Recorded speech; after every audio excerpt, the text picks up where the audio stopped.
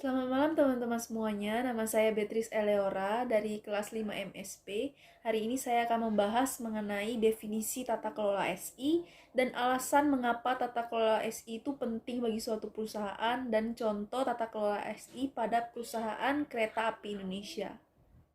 Adapun definisi tata kelola SI adalah suatu proses yang dilakukan atau masyarakat untuk mengatasi permasalahan yang terjadi. Alasan mengapa tata kelola itu penting bagi suatu perusahaan yang pertama, itu adalah IT as strategy asset. Saat ini IT adalah salah satu aset paling strategis bagi perusahaan. IT tidak lagi dipandang hanya sebagai pendukung, tapi bagian dari strategi aset, termasuk pengintegrasian proses bisnis.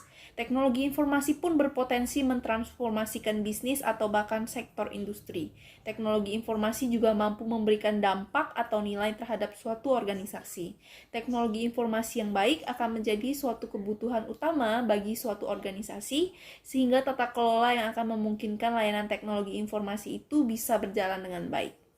Alasan yang kedua itu adalah IT spending. Setiap tahunnya pengeluaran perusahaan, pemerintahan, dan organisasi di bidang teknologi informasi itu semakin meningkat.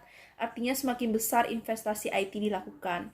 Yang ketiga itu adalah IT adoption. Perusahaan, pemerintahan, dan masyarakat semakin tergantung dengan teknologi informasi. Layanan berbasis teknologi informasi pun semakin masif dikembangkan dan digunakan. Selanjutnya saya akan membahas mengenai contoh tata kelola pada perusahaan Kereta Api Indonesia atau KAI. PT KAI mulai fokus mengembangkan sistem teknologi perusahaan pada tahun 2010. PT KAI juga melakukan transformasi secara besar-besaran di bidang TI dan dalam rencana induk pengembangannya TI pada tahun 2011 sampai 2015. Pada tahun 2011, PT KAI meluncurkan sebuah aplikasi yang diberi nama Mona Lisa yang bisa memantau seluruh jaringan dan infrastruktur IT milik PT KAI yang terintegrasi dengan Network Operation Center atau NOC.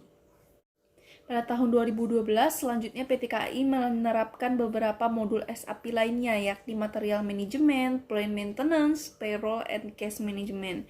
Setelah itu di tahun 2013, PT KAI berencana menerapkan modul penjualan dan distribusi, perluasan cakupan pemeliharaan tanaman, dan pengelolaan dana. PT KAI juga menggunakan Smartsheet sebagai tools dalam melaksanakan proyek yang ada. Kesimpulan dari saya bahwa tata kelola itu diperlukan oleh perusahaan untuk mengatasi permasalahan yang ada, dan dengan adanya tata kelola akan memungkinkan layanan teknologi informasi bisa berjalan dengan baik. Demikianlah penjelasan saya mengenai tata kelola. Semoga dapat bermanfaat bagi teman-teman sekalian. Terima kasih.